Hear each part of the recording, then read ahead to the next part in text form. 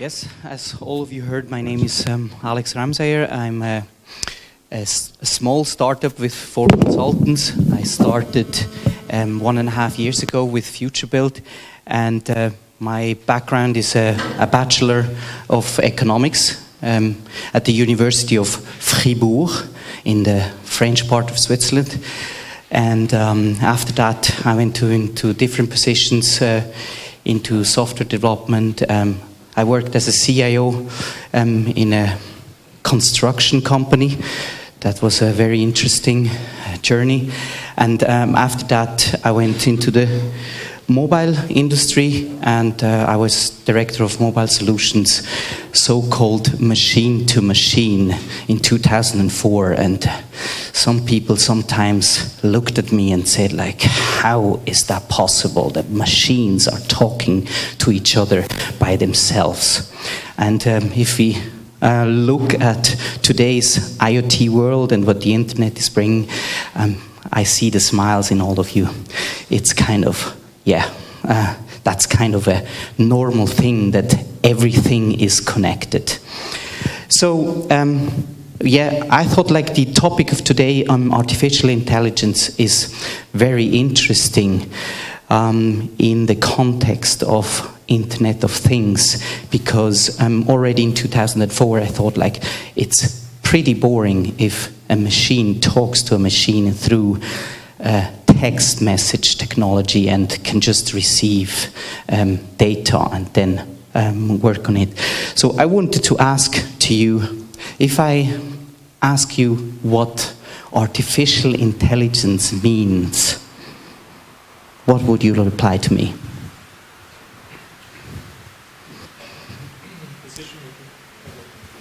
Thank you. Decision making. What else? Learning. Thank you.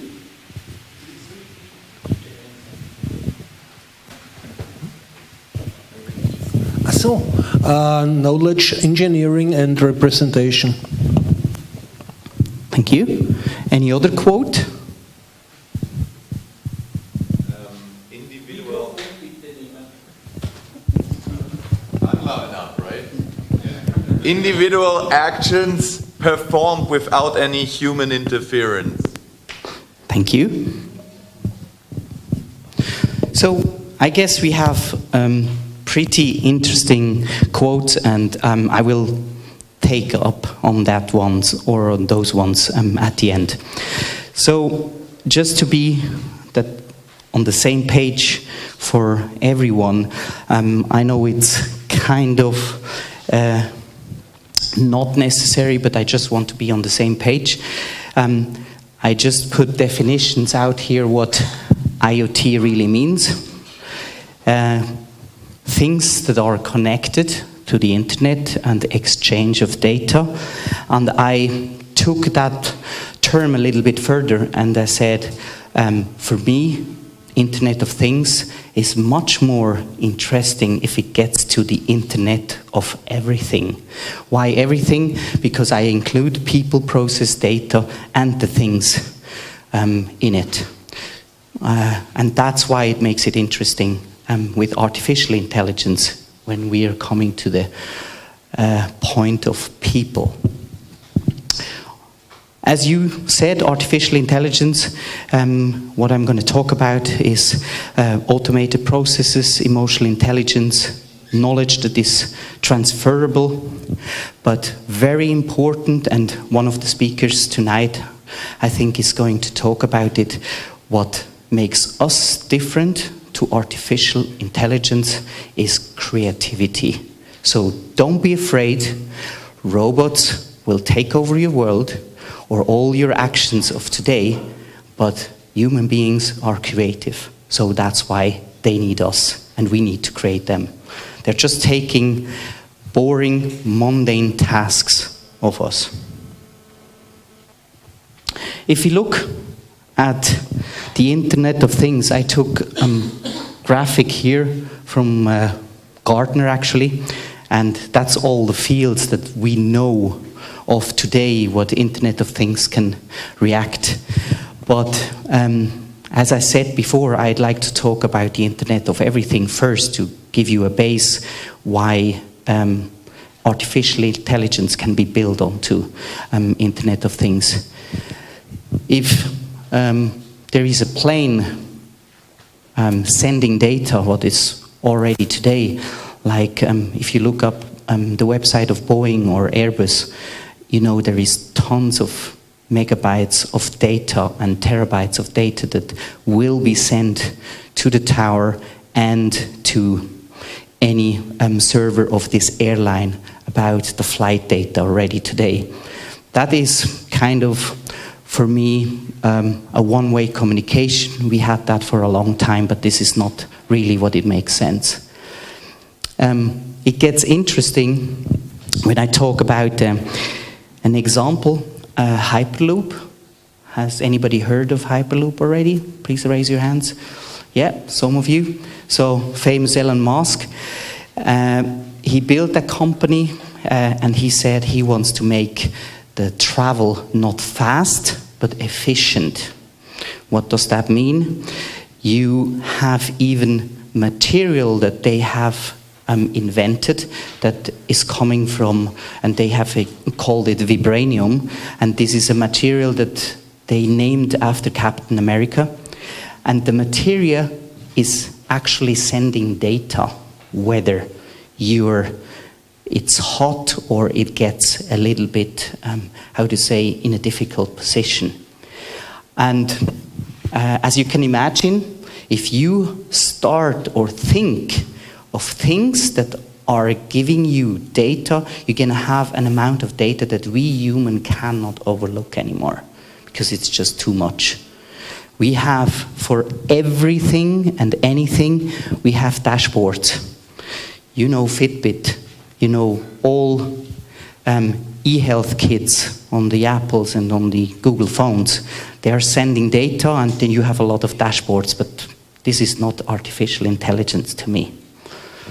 Or basically, it exists in our daily lives.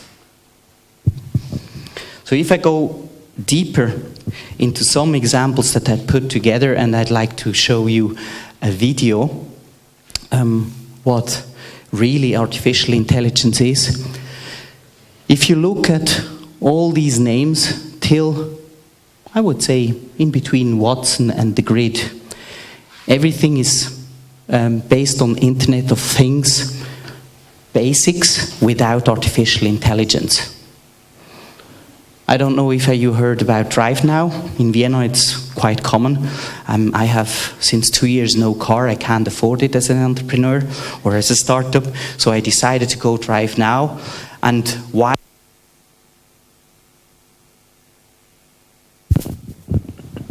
Thank you.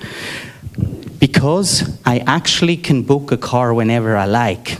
You say like, okay, I have a car at home and I can take whenever I want to take the car. But since today, actually, I got an email from Drive Now. I can even tell while I'm booking where I'm going. Why? This makes me feel happy because I don't have to turn the navigation system on. And I'm a Swiss citizen, so I'm not so common with the Vienna surroundings. I always need a navigation system. So I can really just put in my address in the smartphone and it will be transferred directly to the car.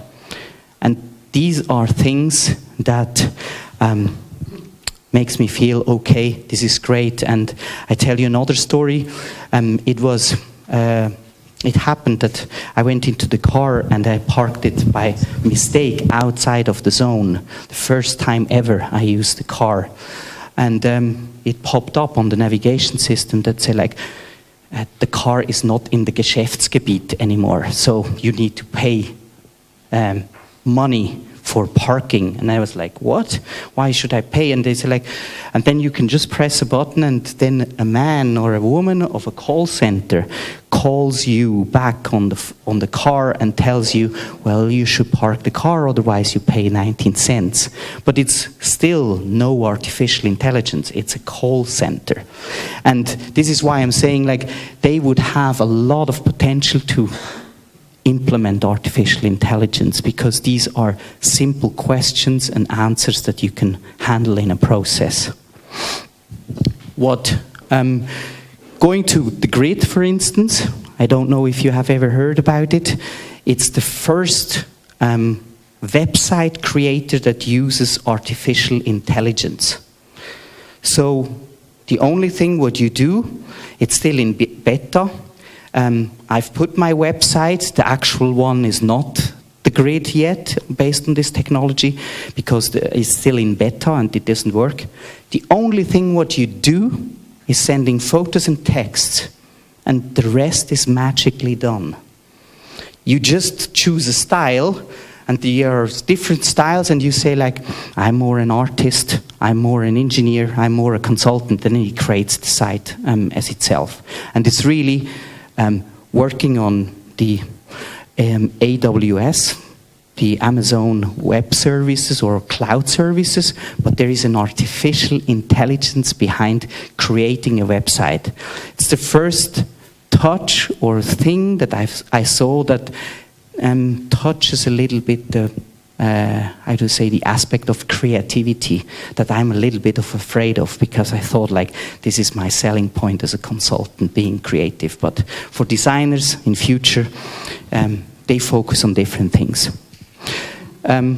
Apple, I know everybody knows Apple maybe, but today when you call Apple support, it's actually a robot that answers you. Whether you're chatting, whether you're on the phone, the first touch point with the customer is artificial intelligence. They have scratched the first part, so try it out the next time if you own an Apple. And one thing that was amazing that I really didn't feel that there was any robo is Amy. She's called Amy Ingram. I'm developing software for maps, indoor maps, and this CEO, I needed to schedule a call with him. So I wrote an email to him, and then Amy Ingram responded to me and said like, really, in very good English, when would you schedule calls? And I didn't know that this was an artificial intelligence or a robot behind. So she asked me questions backward and forward, and I gave her dates and everything. And when I met the CEO over a virtual meeting, he said, actually, I said like, look, and can I talk to Amy for an appointment? And he said like, by the way, I just wanted to let you know, it's a robot. It's not a real person. My assistant is a robot. And he wasn't able to put me on the beta list yet, but it's really fascinating that all scheduling, and it's you won't feel it when you write to her. It's done by her. She just connects to your calendar, and then you have an assistant for scheduling. And she responds only by email. That's why I want to show you an example of Amelia. Amelia, I came across for the following situation. I was at a consulting group in Switzerland, a bigger one. I don't want to name it because of due to marketing. They said like they had a problem with organizing their IT. They have a lot of consultants running around, 150 people, and I said like, Amelia would take the task. And he said like, what?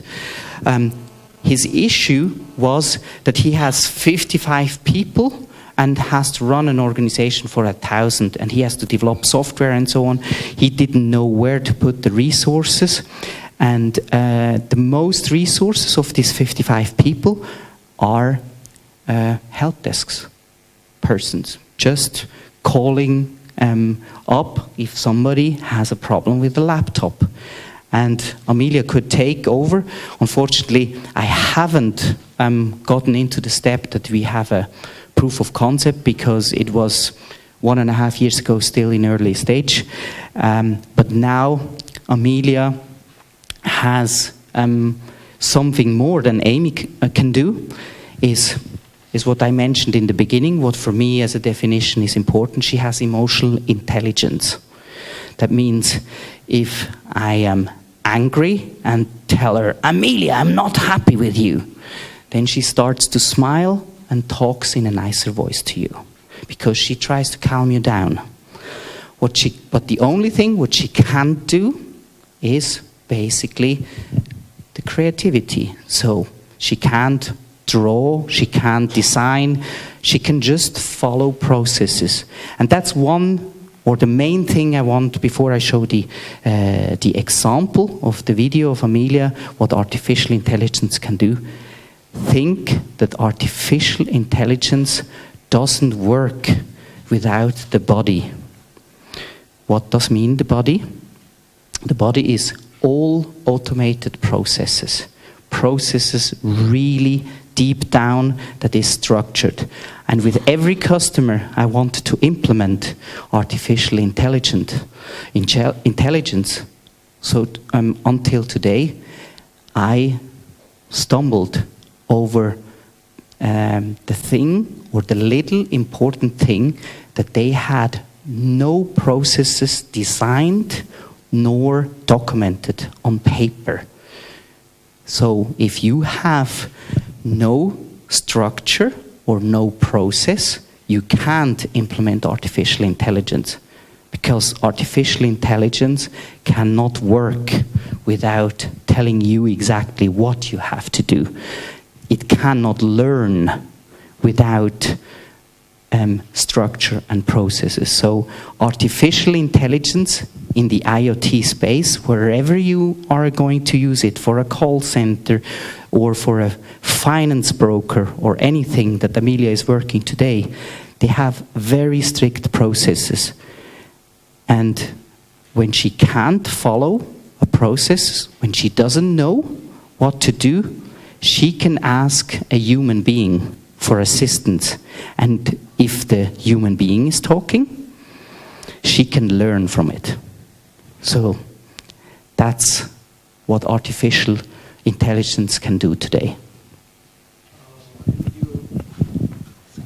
Why did you exclude Watson from AI? Wouldn't you say that semantic networks are a part of AI? Why did I exclude Watson from the artificial intelligence? Is because for me, artificial intelligence, and some of you mentioned it, is interaction of a human being. And the interaction of a human being is emotional intelligence, or emotional. And that's why a Watson can help, of course, in certain areas.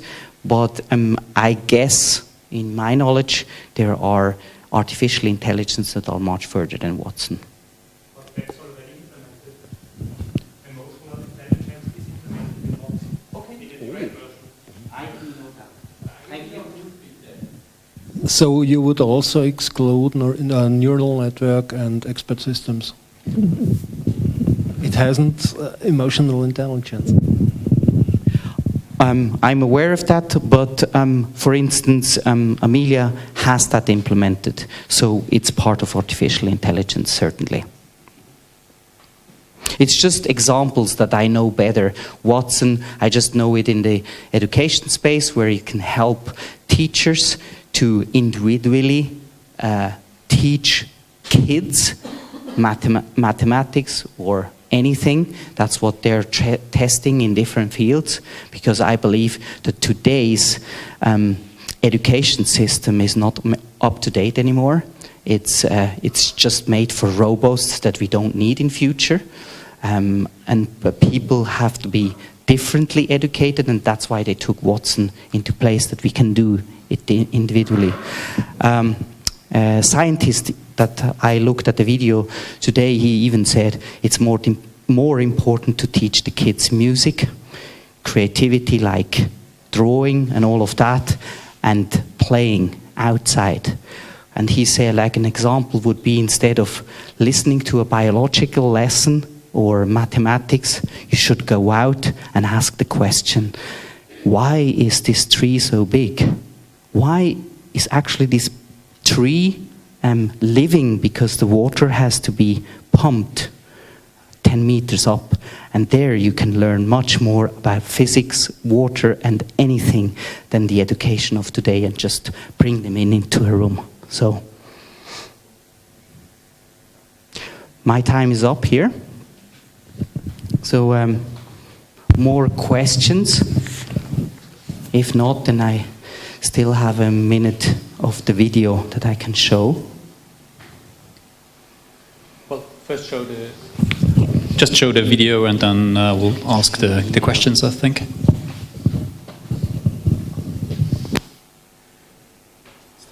Oh, ja, genau. Da muss ich was bestätigen.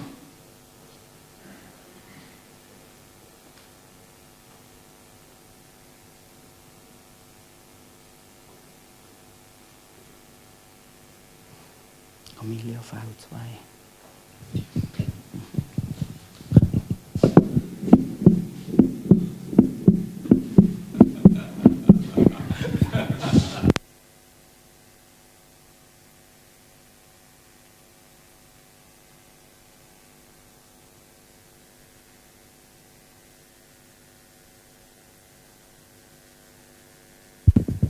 Thank you. I will just show you the beginning because it's too long, but it gives you kind of a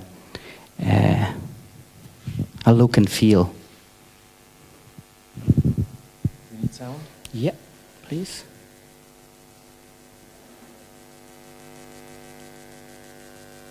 I guess you need to turn up the sound.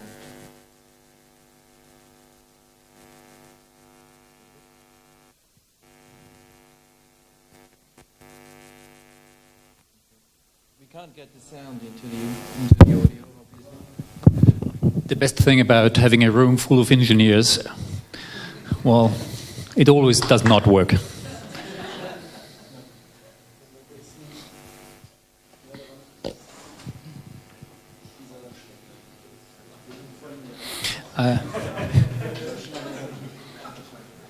I remember one situation when I was a very young project manager.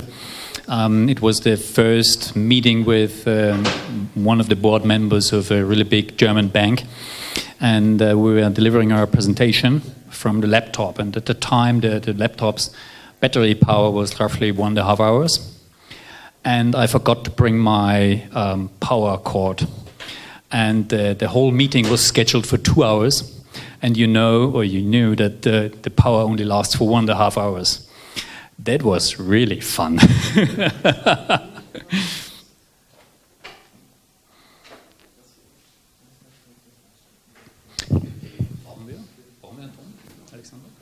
Ja, es wäre halt gut, sonst würde ich es kommentieren.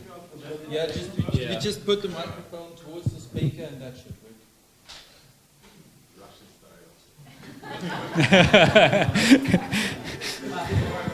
work. There was one really great commercial in the New York Times, I think. There was something like the United States NASA paid $1 million to write in zero gravity, and then you saw this really deluxe luxury version of a ball pen, and then you saw the Russian solution. It was just a normal pencil. It was great. Okay, let's try it like that, okay? Okay.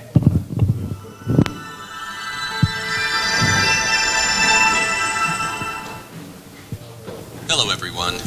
I'd like to introduce you to Amelia, IPsoft's cognitive agent. Just like a human, Amelia can understand you, learn from every interaction, and use her knowledge to diagnose and solve problems independently. Unlike a human, Amelia works at machine speed and can scale dynamically to match demand. Hi, Amelia. Anything happening? Can you help me get homeowners insurance? What would be your address? So that you can see how Amelia is making decisions on what to do, let's switch interfaces so you can see behind the scenes at what is happening in Amelia's mind.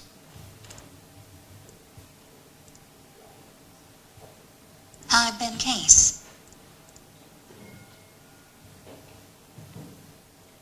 Once again, can you help me get homeowners insurance, Amelia? What is your address?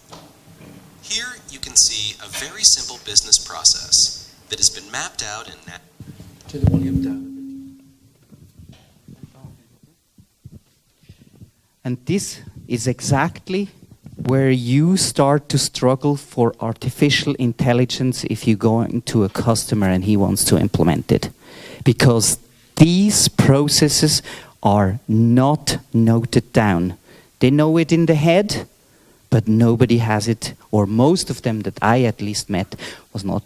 So be aware, if you start an artificial intelligence project with anyone, make sure that you start with the basis. It's not enough that a thing is talking to you or is connected to the internet, that you have data. You need to work on the body, as we call it. The head, everybody has. You can have it out of the cloud. Amelia, you can purchase out of the cloud. Watson, you can get it. But you need processes to define how artificial intelligence is reacting. It's like human beings. We have at least most of the time behaviors or norms in certain culture. But this is what Amelia doesn't have.